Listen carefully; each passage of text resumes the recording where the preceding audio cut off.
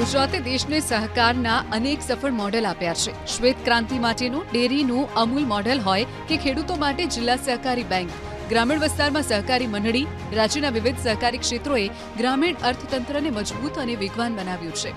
સહકાર થકી ખેડૂતો, પશુપાલકો, નાના વેપારીઓ અને ગ્રામીણ પરિવારોના જીવનમાં સકારાત્મક પરિવર્તન આવ્યું છે। કૃષિ, ડેરી, બેન્કિંગ અને ગ્રામીણ ધિરાણ જેવી અનેક સેવાઓ સહકારી માળખા હેઠળ કાર્યરત છે। આ સહકારી સંસ્થાઓ ખેડૂતો માટે ઉત્પાદન, માર્કેટિંગ અને નાણાકીય સહાયનું મજબૂત નેટવર્ક બની ગઈ છે। ગુજરાતમાં સહકારી સંસ્થાઓની સફળતાનું શ્રેય છે પારદર્શિતા અને પ્રોફેશનલ મેનેજમેન્ટ। આધુનિક ટેકનોલોજી, ઓડિટ સિસ્ટમ અને ડિજિટલ ગવર્નન્સના ઉપયોગથી સહકારી સંસ્થાઓ વધુ જવાબદાર અને કાર્યક્ષમ બની છે। પારદર્શક કામગીરીથી સભ્યોનો વિશ્વાસ વધ્યો છે અને નિર્ણય પ્રક્રિયામાં ઝડપ આવી છે। પ્રોફેશનલ મેનેજમેન્ટના કારણે સહકારી સંસ્થાઓ હવે બજારની સ્પર્ધામાં પણ સફળતાપૂર્વક ટકી રહી છે। સહકારનો મૂળ સિદ્ધાંત સૌ સાથે મળી સમાન હિત, સમાન ધ્યેય અને સમાન પ્રવૃત્તિમાં સફળતા મેળવે તે જ છે। વિશ્વ નેતા અને યશસ્વી વડાપ્રધાન શ્રી નરેન્દ્રભાઈએ તો સૌના સાથ, સૌના વિકાસ, સૌના વિશ્વાસ અને સૌના પ્રયાસથી સહકારિતા ક્ષેત્રને નવી દિશા આપી છે। શ્વેત ક્રાંતિથી મહિલા સશક્તિકરણ। અમૂલના સહકારી મોડેલે ગુજરાતને માત્ર ભારતમાં જ નહીં, સમગ્ર વિશ્વમાં ઓળખ અપાવી છે। શ્વેત ક્રાંતિના સફળ મોડેલ થકી પશુપાલકોને પોષણક્ષમ ભાવથી રોજગાર અને સ્થિર આવક મળી રહી છે, તો ગ્રામીણ મહિલાઓના સશક્તિકરણમાં ખૂબ મહત્વપૂર્ણ ભૂમિકા ભજવી છે।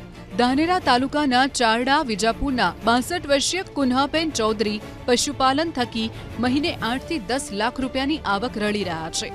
કાનુબેન પાસે 80 થી વધુ સંકર ગાયો છે, 40 થી વધુ મહેસાણી ગાયો છે। ઉનાળામાં 600 અને શિયાળામાં 1000 લીટર ગાયોનું દૂધ બનાસ ડેરીમાં ભરાવે છે। કાનુબેન મહિને દૂધ થકી 8 લાખ રૂપિયા અને વાર્ષિક 96 લાખ રૂપિયા મેળવી રહ્યા છે।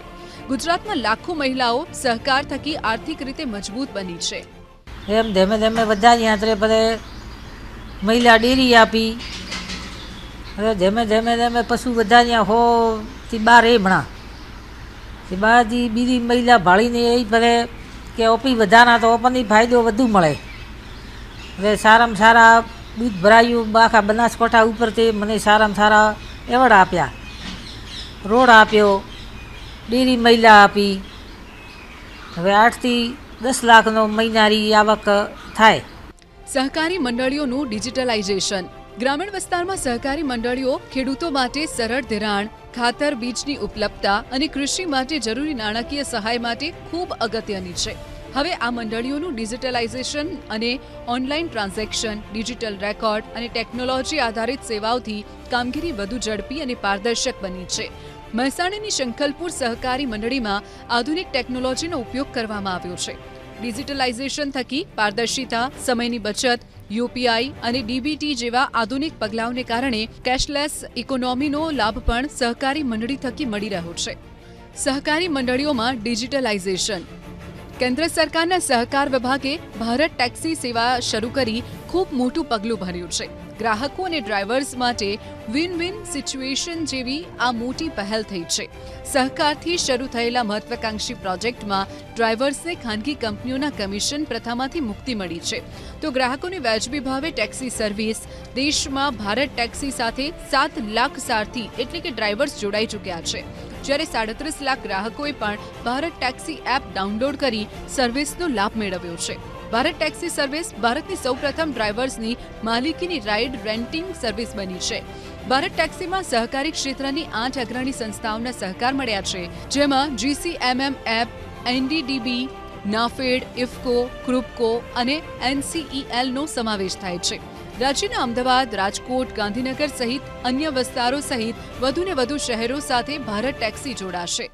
ભારત ટેક્સીમાં જોડાવાના ફાયદા ઘણા છે। એનું રીઝન એ છે કે અધર કંપની કમિશન વધારે લેવામાં આવતું હતું ડ્રાઈવરો જોડે, અને આ ભારત ટેક્સી જોડે જોડાવાથી અમને એક સારથી તરીકે સન્માન મળેલું છે। ગુજરાતમાં સહકારી ક્ષેત્ર આજે વિકાસ, વિશ્વાસ અને આત્મનિર્ભરતાનું પ્રતીક બની ગયું છે। ગામડાથી શહેર સુધી સહકારની આ શક્તિ રાજ્યના આર્થિક વિકાસને નવી ઊંચાઈ પર લઈ જઈ રહી છે।